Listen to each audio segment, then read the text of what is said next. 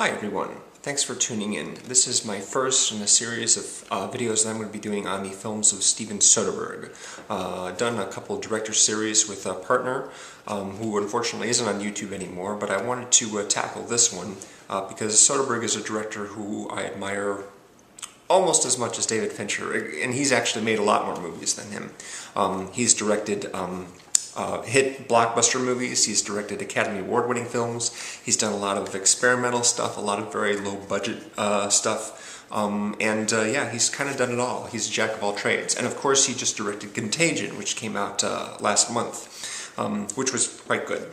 He's got another movie coming out this January called Haywire, which is exciting because it stars someone kind of unconventional, but also has a really good supporting cast as well. He's a guy who really likes to experiment, and so I admire him a great deal, and I like a lot of his films, so I wanted to talk about a few of them. I'm going to be doing, as I said before, 2 movies per video, and I'm going to let you know what movies will be in the next week's video, so that if you want to, you can watch them ahead of time and, you know, comment or make video responses. If you haven't seen them already, I would invite that. First, I'd like to talk about Sex, Lies, and Videotape, which was his first feature-length movie. If I'm not mistaken, this movie won the Palme d'Or at the Cannes Film Festival, which is a pretty big deal. When he won the award, he kind of said something to the effect of, how am I going to top this, you know? It's my first movie. Am I going to be able to do better than this now that I've won this huge award for my very first movie? But he did go on to do much bigger and better things. Both the movies I'm going to be talking about I just rescreened recently. This movie happened to be on cable a few weeks ago, so I caught it again. And I really liked this movie a lot when I first saw it, and I still like it, but not as much as I did then. This movie, the main character of this movie is Andie MacDowell. She is a woman who's married to a lawyer who's played by Peter Gallagher from the OC. Peter Gallagher has invited one of his old college buddies, played by James Spader, to hang out. He's moving back to town, basically. They grew up in Baton Rouge, he's moving back to town, and so he's invited to stay with him for a little bit until he finds, you know, a new place to live, a new apartment. James Spader has gone through, the character that James Spader plays has gone through a lot of changes since Peter Gallagher used to be friends with him. He used to be kind of a hellraiser, I guess. Both of them were kind of troublemakers, you know, just interested in you know, driving, beers, sports, scoring, I guess. Spader really has changed his life quite a bit since then, and really doesn't like the person that he used to be, and really doesn't like the person that Peter Gallagher has remained all these years, and Peter Gallagher is sort of put off by his new attitude or his demeanor. It's really strange because a lot of the characters comment on how James Spader dresses, like it's grim or something like that, and all he's wearing is like a black shirt and jeans. It's really not that grim. He's not like he's goth or anything, but they make mention of it. Anyway, the fourth character comes into play with Andie MacDowell's sister, who's played by Lara Giacomo. Now, all 3 of these actors have had really fantastic careers, except for her, which is really strange because she's like the coolest person in the whole movie. She's, as her sister describes her, as an extrovert. She works in a bar, she has casual relationships. In fact, she's actually having a casual relationship with Peter Gallagher, her sister's husband. So there's all that going on. But throwing this Spader character into the mix kind of stirs things up a bit because he's extremely unconventional. He's honest to a fault. He doesn't really do a lot. He apparently has a lot of money, so he can just live and not have to work. The title comes into play when Andie MacDowell discovers that Spader has been making videotapes as he's driven around the country, just lazing about. He's met a number of women, and he has videotaped them talking about their sexual histories, and this makes Andie MacDowell very uncomfortable. She's kind of an uptight person. Throwing this whole sort of not really a misunderstanding, but it just makes her uncomfortable, and so then when she tells her sister this, her sister wants to meet him, of course, and things just get more complicated from there. This is basically just a 4-character drama. There's a 5th character that's Andie MacDowell's therapist, but he's only in a few brief scenes. And when I saw this movie, it came out in 1989, so I was in high school then. It made a big impression on me, especially the editing. There was a number of scene transitions that I really appreciate, where the dialogue for a scene will start during the previous scene and then continue on as the second scene, takes place. This happens at the very beginning of the movie, and then it will continue on over the visuals of the next scene before we go into whatever the next scene is about. So that sort of overlapping dialogue is something that I've been a big fan of, and I really wish that more directors would use that, because it's a really cool technique.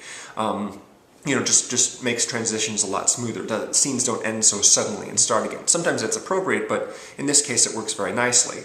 Yeah, I was a big fan of this movie when it came out. I don't like it as much now because it seems a little too deliberately vague. There's a lot of just sort of unspoken details, and sometimes that's a good thing, about characters' histories and what have you, and I just wanted a little bit more information, I guess.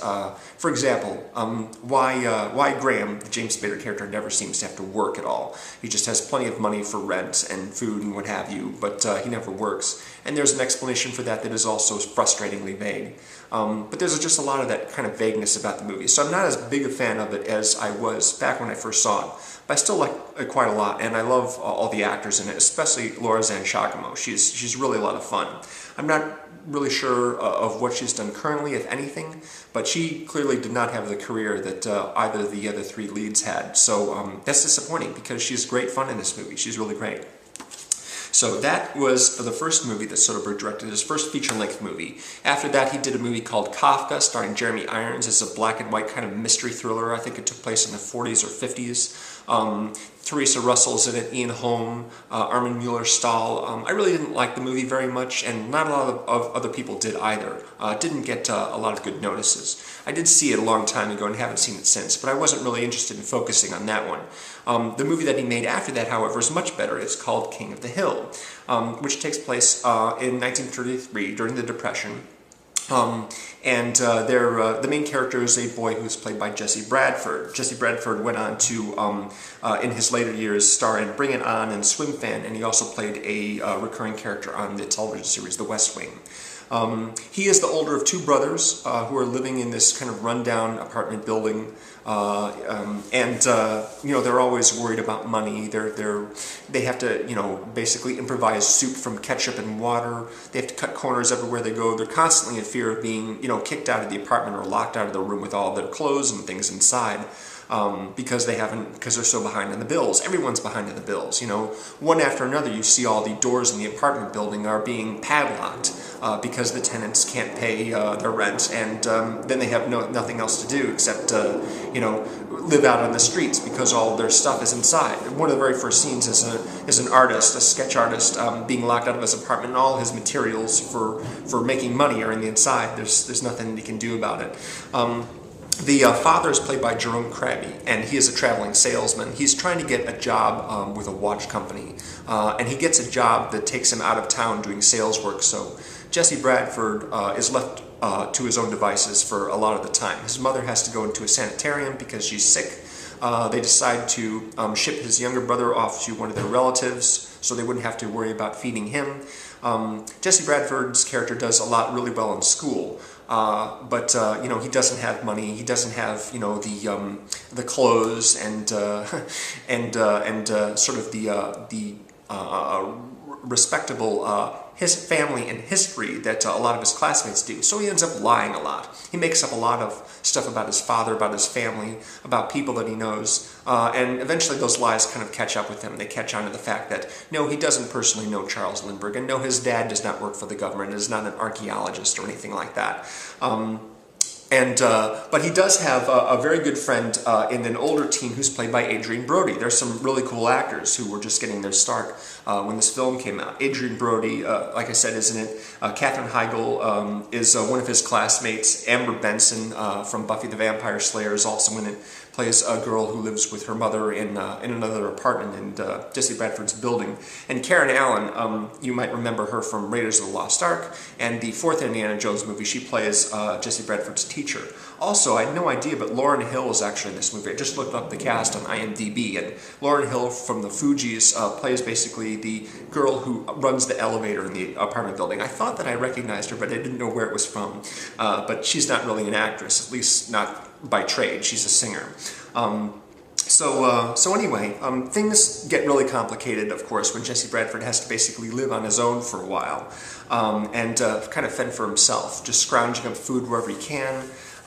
You know, and at one point, the bellboy, whose job it is to lock people out of their apartments, figures now's the best time when, you know, most of the family is out and it's just the kid around to lock him out of the apartment. So Jesse Bradford has to run back and hide in his apartment and basically stay there, because as long as he is in the apartment, the bellboy can't padlock the door, but that means that he can't leave. He can't leave to go get food, he can't leave to go to the bathroom, nothing, and that's that's problematic. So anyway, this is a really good movie. It's based on a memoir by a guy named A.E. Hockner, and the main character, played by Jesse Bradford's first name begins with A. I think it's Aaron, actually. So it's a biographical picture, but it's, you know, somewhat fictionalized. Soderbergh wrote the screenplay for Sex, Lies, and Videotape. It's an original screenplay. And he also wrote the screenplay for this film as well. It's an adaptation, but it's still his script.